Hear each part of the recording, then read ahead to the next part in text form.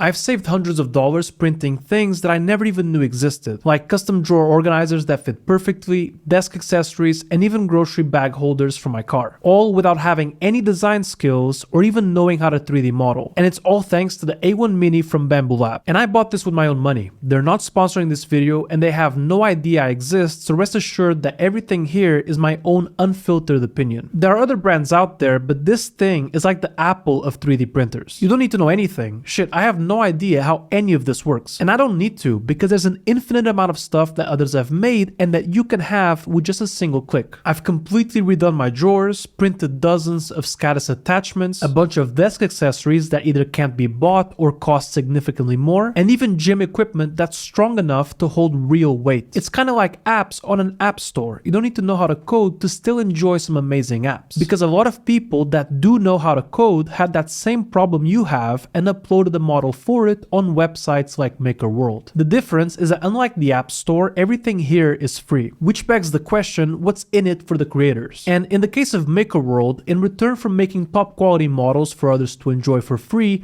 they reward those creators with gift cards to use on the Bamboo Lab store. This is great because it keeps creators uploading their projects and the inadequate people like me get to enjoy them for free. And because MakerWorld is Bamboo Lab's own website, you can easily grab the exact file for your specific printer and start printing it right away. You can also do this from their phone app, and this works even if you're not home. And before you start printing, it tells you how long the print will take to finish and even how much filament it's going to use. And this is another reason why now is the time to get into 3D printing. Because not only are printers much cheaper and much better, but filament is basically half the price it used to be. And although there's a bunch of different filaments out there, the most popular one, which is also what I use, is PLA. It's cheap, easy to print, and pretty durable. Nowadays, you can pick up a kilo of this stuff for around $10. And 1 kilogram is a lot if you want to print small things. These cable organizers are 25 grams each, this cutter holder is 26, and this thing where you can store SD cards is 12. That comes out to around 10 cents to print. And even big storage boxes like this are only 76, so a kilogram really goes a long way. And by the way, you don't have to use first-party filaments. Almost everything I print is white PLA from eSun, which is just as good as first-party filament and much cheaper. On top of that, the community has never been this big, so there's a ton of stuff for you to print online. So what can you actually print? Everyone is into different stuff. A lot of people like to do crazy multicolored prints like toys, helmets, plants, etc. And that's cool, but I really only print organizational and functional stuff. Starting with organizational, I have a ton of storage organizers for different things like cables, SD cards, USB drives, and everything in between. And unlike normal boxes, these don't move around as I open the drawers thanks to this little thing here called Gridfinity, and I'll get to that in just a second. I also have organizers for my batteries, my stationary products, etc. This not only lets me easily find everything I need, but it also makes great use of the limited space that I have. The community is so big now that you can pretty much search whatever you want and you'll find something someone made specifically for your product. Like these organizers for my measuring tape and cutter, or this SCADAS holder for my diamond label maker. I also print a bunch of functional stuff, like this CalDigit mount for my desk, this MagSafe charger, and a whole bunch of other desk accessories. And there are some seriously polished designs too, like this insane print from Scott. This is something I would happily pay for, but thanks to Scott, I get to print this in a couple of hours for a couple of bucks. I also printed a few things for my car, like these bag holders to keep my grocery bags from falling off, these sunglass holders, and a bunch of other things that either don't exist or that I would have to buy for 20 times the price. And PLA is much stronger than most people realize. I even printed this thing in my small home gym that's been holding a 45-pound barbell for 4 months now. It's also much nicer to need something small like this and print it in a couple of hours for close to nothing versus paying considerably more and waiting days for it to arrive. And going back to the drawers, you see how everything just stays in place? That's because I use this thing called Gridfinity, which was created by this guy on YouTube called Zach Friedman, and it's amazing. Essentially, it's a grid that you print and you put it on the base of your drawers so that it's tight. And you can then put different prints inside it that were made specifically to fit inside this grid. You can make these on your own using a Gridfinity website, or as always, you can just search for anything you want to print on MakerWorld and add the word Gridfinity at the end. And you might notice that my printer looks a little different from the stock A1 Mini. And that's because you can also print a bunch of stuff for the printer itself to make it your own. For instance, the printer comes with a very basic and low quality camera that you're supposed to use to monitor your prints. But just about any standalone IP camera is gonna run laps over this thing. There's a ton of prints for third-party cameras that you can then mount to the printer. I'm in the Ubiquiti ecosystem, so I grabbed a tiny G3 Instant, printed the model, and mounted it to the side. Now I can easily see my prints from the app in real time and go back to see the progress. I also printed this handle here, which makes carrying it around super easy, and this little toolbox. Having everything in place makes it much easier to get stuff done. And if you want that same level of control in your digital life, the best place to start is with your inbox. And the great tool to do that is the sponsor of today's video, SaneBox. SaneBox sits between your email provider and your client, and it uses AI to sort your inbox by importance, so that when you open it, you see only what matters most and less urgent emails get tucked into a news or later folder for when you have downtime. You can train it too. Every day it sends a newsletter of your emails, and as you move them to the right folder,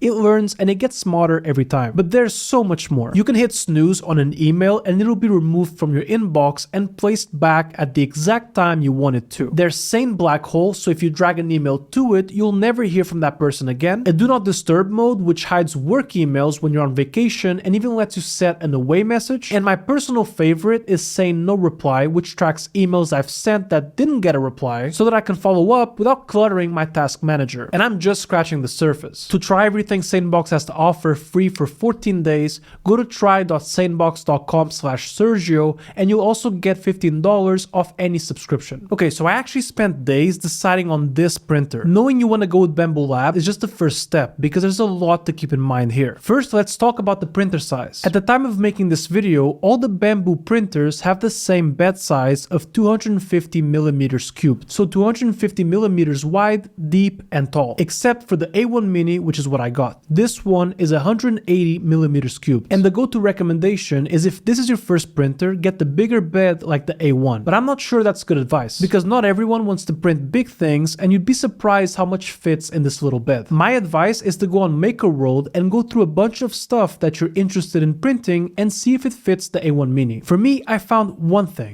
single thing that I couldn't print on the A1 Mini. But you might also want a bigger bed, not just to print bigger things, but to print more smaller things. Because you can print as much as you can fit in the bed. Let's take these tiny storage boxes. I can print about 5 of them at once in my A1 Mini. If I had the full-sized bed, I could probably stretch that to 8. But really, that's not a big deal for me as my printer sits in my office. So it's not a huge deal to grab my prints more often, plus I almost never fill the whole bed. So the real thing to keep in mind is if you want to print bigger things, then the Mini is out of the question. The next thing you gotta decide, which will really narrow it down, is what kind of materials you want to print. Because if you want to do heavy stuff like ABS, then you need an enclosure, which takes both the A1 and the A1 Mini out of the equation. The good news is if you do want to print that kind of stuff, then it's kind of a no-brainer to go with the P1S. But if you're like me and just want to print PLA, then the A1 series is probably what you want to go with. But then you have to choose whether you want to bundle in the AMS, which is an add-on that lets you connect multiple spools to your printer so that you can print in multicolor without having to manually change the spool. You can still print in multicolor without it, but it's far from ideal because you have to manually switch filaments during the print.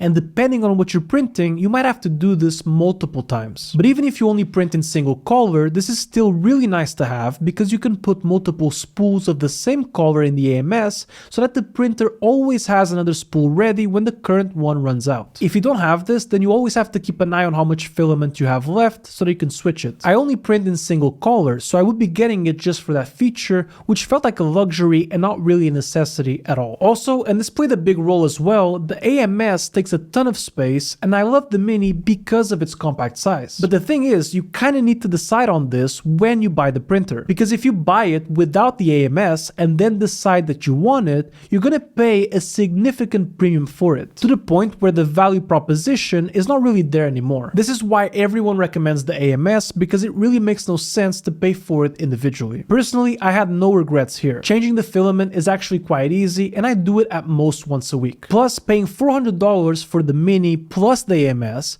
felt like it was not that big of a no-brainer, whereas $200 for the Mini alone felt like a steal. Because when you look at how Bamboo Labs prices their printers, it's kind of like how Apple does it. You have the base model on its own with no upgrades, which is a killer deal, kind of like the MacBook Air. But then once you add the AMS, you're getting pretty close to the A1 without the AMS. You then think to yourself, might as well go with the A1 and get the bigger printer. And once you see how much it costs if you add the AMS, you're then once again at a point where you might as well consider the next tier and so on. I gave this a lot of thought, but I ended up with the A1 Mini, the cheapest and smallest of them all without the AMS system. I only print PLA and I didn't want to spend a ton of money, so my only options were the A1 series. I then went on MakerWorld and realized that pretty much everything I'm interested in can be printed on the Mini. Now the only thing left to decide was the AMS, and I decided against it because 1, it takes a lot of space, and 2, I only print single color and $200 was a lot to pay just for the luxury of not having to load a new filament every once in a while. Also, I think the Mini just looks better and is a more polished product in my opinion. The A1 Mini on its own is kind of a steal if you ask me. This thing has more than paid for itself, and it's only been 5 months since I got it. And speaking of which, now that some time has passed and the honeymoon phase has worn off, I actually leave it turned off most of the time and treat it kind of like a normal printer. I'm using it a bit more now because I'm slowly moving into this new space, so there's loads to print. But for the most part, it's really only when I find something that bothers me. Because once you have a printer, you start finding and seeing problems you couldn't see before because it's so easy to find fixes for them. Just to give you an example, my grocery bags were always falling in the trunk of my car. So I just went on MakerWorld, typed Model Y grocery bags, and an hour later I had this awesome print that fits perfectly in the trunk and holds everything in place. I also noticed that my hats were always disorganized, and an hour or so later that was fixed as well. There's also a bunch of improvements that you can easily add around the house. And that's the beauty of this as well, because a lot of these things you can't actually buy. No one makes them, which makes them that much more valuable. Not to mention, if you lose a part from something popular like IKEA or Ubiquiti, you can probably find a print for it. And just because I don't keep it on all the time doesn't mean that I can't start prints remotely, because I have this smart plug for it so that I can turn it on from wherever I am and then start a print with the app. I make a ton of use of smart home products around the house like this, but also others like temperature sensors and smart buttons. And I went over each one I use in this video here. So go ahead and check that out and I'll see you there.